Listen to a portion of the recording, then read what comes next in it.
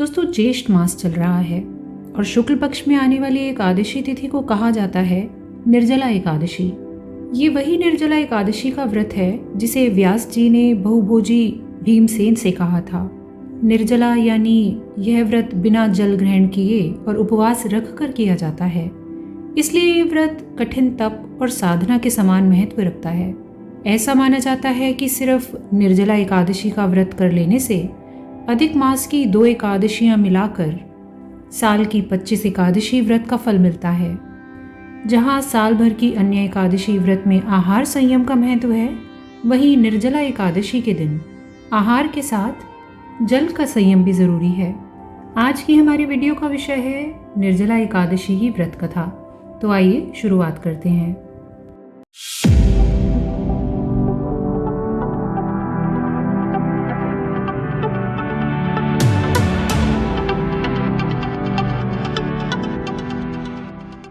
जब वेदव्यास ने पांडवों को चारों पुरुषार्थ यानी धर्म, अर्थ, काम और मोक्ष देने वाली एकादशी व्रत का संकल्प कराया था, तब युधिष्ठिर ने कहा, जनार्दन, ज्येष्ठ मास की शुक्ल पक्ष में जो एकादशी पड़ती हो, कृपया उसका वर्णन कीजिए। भगवान श्री कृष्ण ने कहा, हे राजन, इसका वर्णन परम धर्मात्मा व्यास जी करेंगे, क्योंकि ये संपूर्ण शास्त्रों के तत्वज्ञ और वेद वेदांगों के पारंगत विद्वान हैं। तब वेद व्यास जी कहने लगे, कृष्ण और शुक्ल पक्ष की एकादशी में अन्न ग्रहण करना वर्जित रहता है। द्वादशी को स्नान करके पवित्र होकर फूलों से भगवान केशव की पूजा करें। फिर पहले ब्राह्मणों को भोजन देकर अंत में स्वयं भोजन करें। यह सुनकर भीमसेन बोले, परम बुद्धिमान पितामह, मेरी उत्तम बात सुनिए। राजा युधिष्ठिर, माता कुंती, द्रौपदी, अर्जुन, नकुल और सहदेव ये एकादशी को कभी भोजन नहीं करते और मुझसे भी हमेशा यही कहते हैं कि भीमसेन, एकादशी को तुम भी ना खाया करो। परंतु मैं उन लोगों से यही कहता हूँ कि मुझसे भूख नहीं सही जाएगी। भीमसेन की बात सुनकर व्यास जी ने कहा, यदि तुम नरक को दूषित समझते हो और तुम्हें स्वर्गलोक की प्राप्ति अभीष्ट है, तो दोनों पक्षों की एकादशियों के दिन भोजन नहीं करना। भीमसेन बोले, महाबुद्धिमान पितामह, मैं आपके सामने सच कहता हूँ, मुझे एक बार भोजन करके भी व्रत नहीं किया जाता, तो फिर उपवास करके मैं कैसे रह सकता हूँ।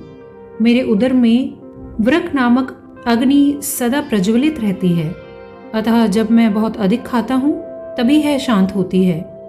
इसीलिए महामुनि, मैं पूरे वर्ष भर में केवल एक ही उपवास रख सकता हूँ, जिससे स्वर्ग की प्राप्ति सुलभ हो तथा जिसके करने से मैं कल्याण का भागी हो सकूँ।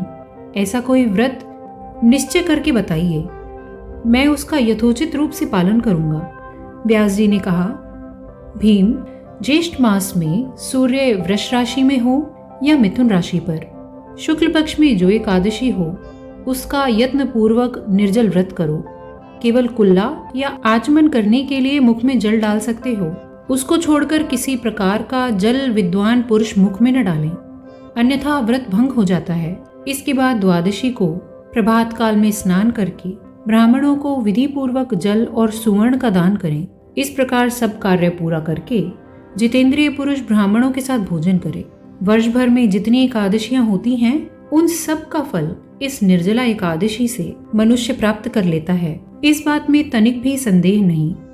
शंख, चक्र और गदा धारण करने वाले भगवान केशव ने मुझसे कहा था कि यदि मानव सबको छोड़कर एकमात्र मेरी शरण में आ जाए और एकादशी को निराहार रहे, तो वह सब पापों से छूट जाता है। कुंती नंदन, निर्जला एकादशी के दिन श्रद्धालु स्त्री पुरुषों के लिए जो विशेष दान और कर्तव्य विहित हैं, उन्हें सुनो। उस दिन जल में शयन करने वाले भगवान विष्णु का पूजन और जलमयी धेनु यानी पानी में खड़ी गाय का दान करना चाहिए। जिन्होंने श्री हरि की पूजा और रात्रि में जागरण करते हुए इस निर्जला एकादशी का व्रत किया है, उन्होंने अपने साथ ही बीती हुई 100 पीढ़ियों को और आने वाली 100 पीढ़ियों को भगवान वासुदेव के परम धाम में पहुंचा दिया है। निर्जला एकादशी के दिन अन्न, वस्त्र, गौ, जल, शैया, सुंदर आसन, कमंडलू तथा छाता दान करना चाहिए। जो इस एकादशी की महिमा को भक्तिपूर्वक सुनता अथवा उसका वर्णन करता है, वह स्वर्ग लोक में जाता है। चतुर्दशी युक्त अमावस्या को सूर्य ग्रहण के समय श्राद्ध करके मनुष्य जिस फल को प्राप्त करता है वही फल इस कथा को सुनने से भी मिलता है। भीमसेन ज्येष्ठ मास में शुक्ल पक्ष की जो एकादशी होती है उसका निर्जल व्रत करना चाहिए। उस दिन श्रेष्ठ ब्राह्मणों को शक्कर के साथ जल के घड़े दान करने चाहिए। ऐसा करने से मनुष्य भगवान विष्णु के समीप पहुंचकर आनंद का अनुभव करता है। इसके बाद द्वादशी को ब्राह्मण भोजन कराने के बाद स्वयं भोजन करें। जो इस प्रकार पूर्ण रूप से निर्जला एकादशी का व्रत करता है वह सभी पापों से मुक्त हो आनंदमय पद को प्राप्त होता है। यह सुनकर भीमसेन ने भी इस एकादशी का व्रत आरंभ कर दिया। इसीलिए यह एकादशी भीमसेनी एकादशी के नाम से भी जानी जाती है और साथ ही इसे पांडव एकादशी भी कहते हैं। दोस्तों, निर्जला एकादशी का व्रत मन को संयम सिखाता है और शरीर को नई ऊर्जा देता है। यह व्रत पुरुष और महिलाओं दोनों के द्वारा किया जा सकता है। दोस्तों, यहाँ हमारी वीडियो समाप्त होती है। अगर आपको यह वीडियो अच्छा लगा है तो लाइक ज़रूर कीजिए। आपके कमेंट्स हमारे लिए बहुत महत्व रखते हैं, तो कमेंट करना बिल्कुल ना भूलें और अखंड ज्योति यूट्यूब चैनल को ज़रूर सब्सक्राइब करें। धन्यवाद।